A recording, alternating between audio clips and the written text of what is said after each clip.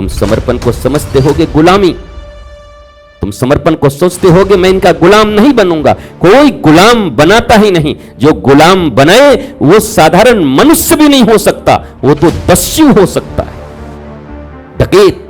आत्मसमर्पण तो बाद में करना। यह शब्द बड़ा खतरनाक है। लोग कहते हैं आत्मसमर्पण करो। पुलिस भी जब अपराधी को कहती है बोला हैंड्स अप, तो हमारे यहां वो शब्द है बोला आत्मसमर्पण कर दिया। आत्मसमर्पण, चोर को आत्मा के बारे में पता है, चोर आत्मा समझ गया। बड़े बड़े साधक सिद्ध सुजान को आत्मा पता न चला और चोर आत्मा पकड़ दिया। आत्मसमर्पण, ये शब्द भी कैसे बनाए हमारे यहां। इन शब्दों ने बड़ा झोलझाल किया है, इन शब्दों ने बड़े लोगों की बुद्धि भ्रष्ट किए हैं। इन शब्दों के जाल में उलझकर कई बार मनुष्य के कई वर्ष निकल गए, पता ही नहीं चलता। बोला आत्मसमर्पण, चोर ने आत्मसमर्पण किया तो यह तो तय हो गया कि चोर आत्मा को जानता होगा। मैं तो 50 बार प्रणाम करूं पहले उसको गुरु रूप में कि भाई तू आत्मा जानता है, तब तो समर्पण किया। कोई आत्मा का समर्पण नहीं करता। मजबूरी में जब कुर्की जप्ती हो जाती है, घर के किवाड़ उठा लिए जाते हैं, घर के माता पिता को पकड़े जाने लगता है और सूट कर देने का ऑर्डर हो जाता है, तो मजबूरी में छुप छुपा के आके शरीर प्राण बचा करके कि जान बचे तो लाख उपाय, लौट के बुद्धू फिर जेल से आए।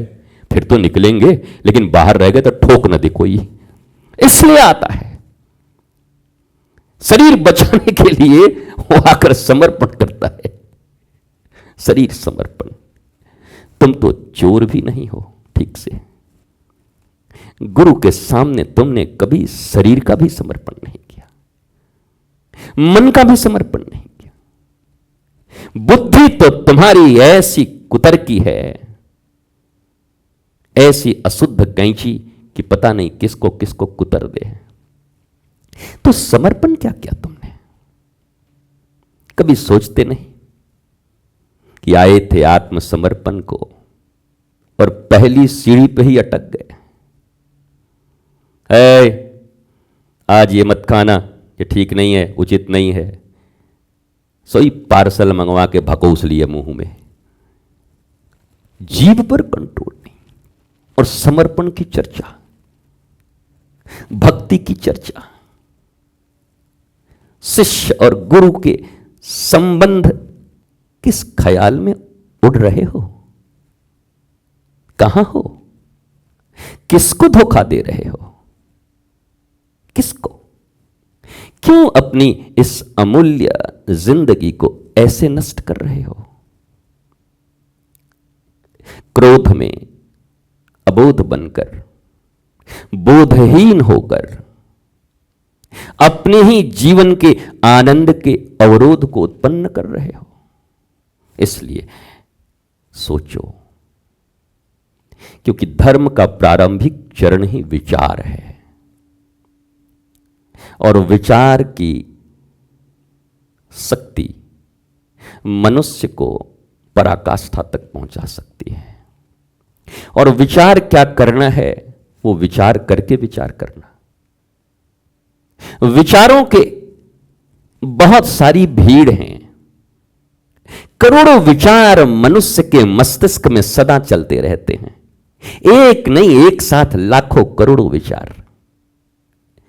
पर क्या विचार पकड़ना है, किस विचार को चित्त की चाकी में डालना है और उस चित्त की चाकी से उस विचार का पीसा हुआ आटा, गेहूं पीस कर जो आटा, और जो गब्बर पूछता है ये रामगढ़ वाले किस आटा की चक्की, किस चक्की का आटा खाते हैं रे, वो पूछता है गब्बर।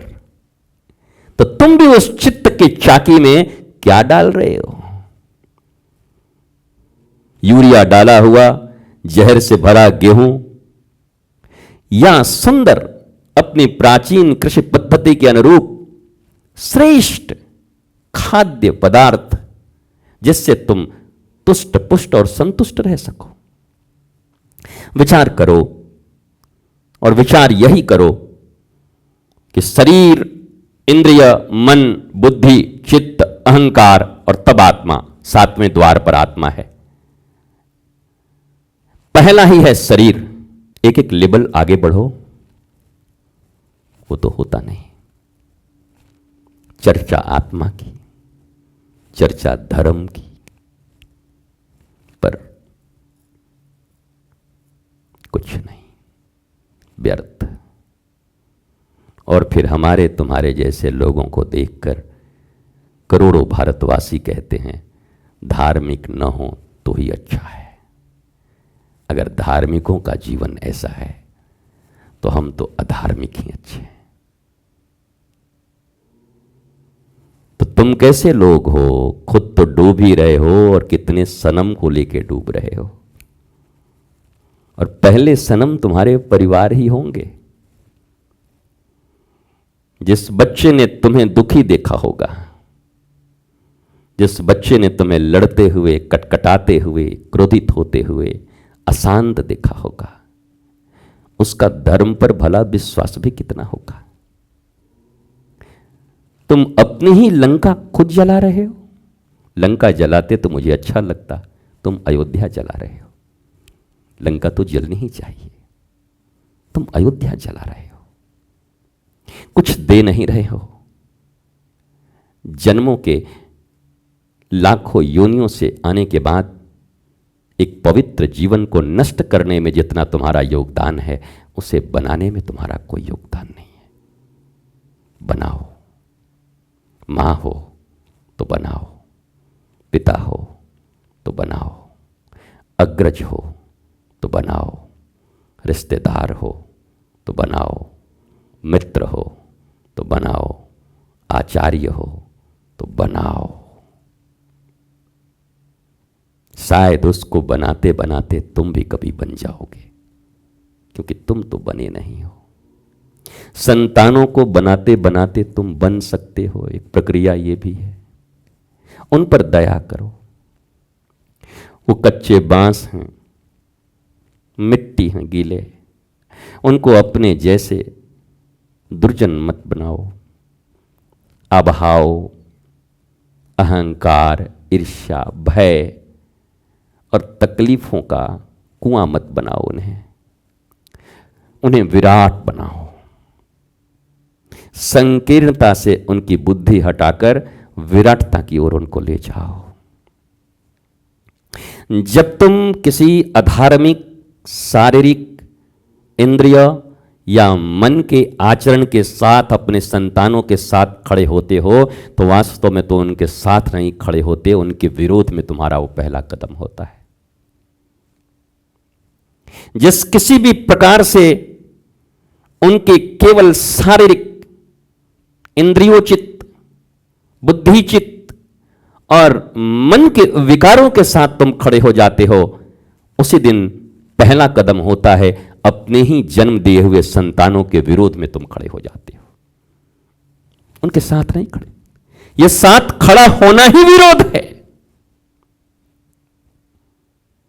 और उस जगह पर सुनीति मैया की तरह अपने ही बेटे को गोद में उठा करके गए तो पागल हो गया है, बार बार सौतेली सौतेली सौतेली चिल्ला रहा है। तुम तो आत्मज्ञान देने वाले गुरु को भी गालियां दे देते हो, उन्हीं को दोषी ठहरा देते हो। जरा सोचो, जिस स्त्री के आने के बाद अपनी पहली पत्नी को नौकरानी बना दिया उत्तानपाद ने, सर्वेंट क्वार्टर में रख दिया, बेटे को अभाव में रख दिया, जो कभी महारानी हुआ करती, उस सौतेली माता ने, जिसने सुनीति और ध्रुव के जीवन को जीना मुश्किल कर दिया था, उनके जीवन में दुख भर दिए थे, उस माता ने भी जब ध्रुव के प्रति घनघोर अपराध किया तो सुनीति माता ने अपने संतान का पक्ष नहीं लिया, क्योंकि उस समय ध्रुव उबल रहा था। तुम कथा सुनने की भी योग्य नहीं हो। कथा सुनकर भी तुम कथा के विपरीत चलने वाले लोग हो। कोई मॉरल राइट नहीं है तुम्हारा कथा सुनना। और सुनीति कहती है, सुन सुन सुन सुन सुन, बाबा डैं रो रहा है, उल्टे पलटे बच्चे, चुप कर, एक शब्द मत बोल सुरुचि के खिलाफ, क्योंकि मैं तुझे पिता के गोद तक न बिठा पाई अपनी मां होकर, पर वह रे सुरुचि मैया जिसने तुझे परम पिता के गोद का मार्ग बता दिया। मैं तेरी असली मां नहीं, वही तेरी असली मां है। सुनीति अपने संतान के पक्ष में खड़ी है पर विरोध में बोल रही है। तुम अपने संतान के पक्ष में बोल रहे हो पर उसके जिंदगी के विरोध में खड़े हो तुम। यह अंतर जिसे समझ आ जाएगा वो अपने ही हाथों बनाए अपनी मूर्ति को तोड़ने से बच जाएगा, अपने ही हाथों अपने जन्म दिए संतानों की जिंदगी को दुश्वारियों में धकेलने से, इस पाप से बच जाएगा। और यह भी पाप है, इसको मत समझना, अपने ही जन्म दिए संतान को नालायक बनाना, अपने ही जन्म दिए संतान को ईश्वर के पथ से विचलित करना, अपने ही जन्म दिए संतान को असुसु रमन्ते इति असुरा के पथ पर भेज देना, यह भी घोर अनर्थ। और तुम बचोगे नहीं, यह मत सोचना कि मम्मी हो तो बच जाऊंगी, क्योंकि हमने जन्म दिया है और दूध पिलाया है, बचोगी नहीं। असुरों की कोई मम्मी बची नहीं आज तक। यह अहंकार मत रखना कि मैं मां हूं तो मैं बच जाऊंगी और मैं पिता हूं तो मैं बच जाऊंगा। दुर्योधन का कोई पिता आज तक बचा नहीं है, दुशासन का कोई पिता आज तक बचा नहीं है, तुम भी न बचोगे। पर काश कि धर्म के क्षेत्र में रहते हुए, कुरुक्षेत्र का जीवन जीते हुए तुम्हें श्री कृष्ण के द्वारा बोली गई वो वाणी गुरुवाणी के रूप में याद हो जाए तो बचने के अवसर हैं तुम्हारे पास। मुझे पता है तुम भी कुरुक्षेत्र में भी हो और धर्म क्षेत्र में भी हो, धर्म क्षेत्र कुरुक्षेत्र। पर अर्जुन बावड़ा तो न हुआ, दोनों क्षेत्र तो उसके पास भी थे, पर उसने कृष्णम वंदे जगत गुरुम की बातें सुनी और सुना ही नहीं, अपनाया, अपनाया ही नहीं, अभ्यास किया और फिर कहा नष्टो मोह स्मृतिर्लब्ध्वा, केशव गोविंद मेरे मोह को तुमने नष्ट कर दिया और मैं स्मृति को उपलब्ध हो गया। इस मोह के क्षय का नाम ही मोक्ष दिया शास्त्रों ने। मोह पाप है, मोक्ष श्रेष्ठत्व है। मोह को मोक्ष तक ले जाने की कला केवल तुम्हारी साधना और तुम्हारे अभ्यास हैं। गुरु की वाणी बहुत ज़्यादा कुछ नहीं कर सकती, बस एक इन्फॉर्मेशन दे सकती है तुम्हें, क्योंकि तुम्हारे तो शरीर भी समर्पित नहीं है। मन की कौन कहे, इंद्रियों की कौन कहे, बुद्धि की कौन कहे, इसलिए वो बहुत कुछ कर सकने में समर्थ नहीं है। कबीर साहब ने कई दोहे ऐसे लिखे हैं, गुरु बिचारा क्या करे। एक पूरी सीरीज है, पढ़ लेना कभी, ढूंढना कि गुरु बिचारा क्या करे। कई ऐसे दोहे हैं, तो वहां वो भी समर्थ नहीं है, क्योंकि वो बस अपनी वाणी तुम्हारे कानों तक पहुंचा देने के उत्तरदायी हैं। अब तुम्हारा न शरीर समर्पित है, न मन समर्पित है, न इंद्रिय समर्पित, न बुद्धि समर्पित, तो फिर अब तो बॉल तुम्हारे कोर्ट में है, खेलो, बॉल को फाड़ो, बॉल को खोदो, बॉल को जला दो, इट्स योर मर्जी, मैं चाहे ये करूं, मैं चाहे वो करूं, मेरी मर्जी। बीच सड़क पर खड़ा हो मिर्ची का पकोड़ा खाऊं, मेरी मर्जी। अब ये तुम्हारी मर्जी है। It's totally depend upon you. मस्त रहिए, स्वस्थ रहिए, आनंदित रहिए। शुभकामना व्यक्त करना हर मनुष्य का प्राथमिक कर्तव्य है। जो व्यक्ति शुभकामना भी व्यक्त न कर सके, वो शुभत्व को उपलब्ध भी भला कैसे हो सकता है।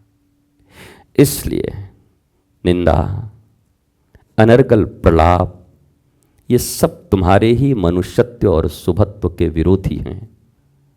तुम किसी के ऊपर उपकार नहीं करोगे अगर निंदा ना करो तो, अपने ऊपर उपकार करोगे। अपने शुभत्व के पथ में जो बाधा बनकर खड़ी हैं तुम्हारी निंदाएं, अनर्गल प्रलाप, जैसे ही तुम इससे मुक्त होगे, वो शुभत्व मिट्टी से जैसे दबाए हुए मिट्टी में दाने और बीज अंकुरित होकर के निकल उठता है, वैसे ही तुम्हारा शुभत्व का अंकुरण हो जाएगा जीवन में। पर जब तुम इनसे वंचित होगे तब, और ये तुम्हारे ऊपर है। कोई गुरु, कोई ईश्वर कुछ नहीं कर सकता, कुछ भी नहीं कर सकता। तुम राजी तो ईश्वर राजी, तुम राजी तो गुरु राजी। गुरु के राजी होने का कोई बात नहीं है, कोई शर्त ही नहीं है। गुरु तो वही है जो राजी ही है, तुम्हारे शुभत्व के लिए राजी है। पर तुम्हारे इंद्रियों, तुम्हारे बुद्धि, तुम्हारे कुत्सित सोच के विरुद्ध है वो। पर तुमसे तो राजी है वो, तुम्हारे शुभत्व के लिए राजी है। इसलिए गुरु को राजी करने का प्रयत्न मत करो। बेकार व्यर्थ प्रयत्न क्यों करोगे? सांसों को क्यों गंवाओगे? उन बचे सांसों में जिनसे गुरु को रिझाना चाहते हो, अपने को राजी कर लो, अभ्यास कर लो। उन्हें रिझाने का और कोई तरीका नहीं है। तुम्हारी स्वीकृति ही, स्वीकारोक्ति ही, अपने को खोल लेना ही, वही तुम्हारा समर्पण है। तुम समर्पण को समझते होगे गुलामी, तुम समर्पण को सोचते होगे मैं इनका गुलाम नहीं बनूंगा। कोई गुलाम बनाता ही नहीं। जो गुलाम बनाए वो साधारण मनुष्य भी नहीं हो सकता, वो तो दस्यु हो सकता है, डकैत, अपहरण करने वाला, फिरौती मांगने वाला हो सकता है। एक साधारण व्यक्ति भी ऐसा नहीं हो सकता। फिर गुरु तुम्हें गुलाम कैसे बनाएगा? गुरु तो मुक्ति प्रदान करते हैं, गुरु पंख देते हैं। उड़ो, मस्त रहो, स्वस्थ रहो। जय श्री कृष्ण।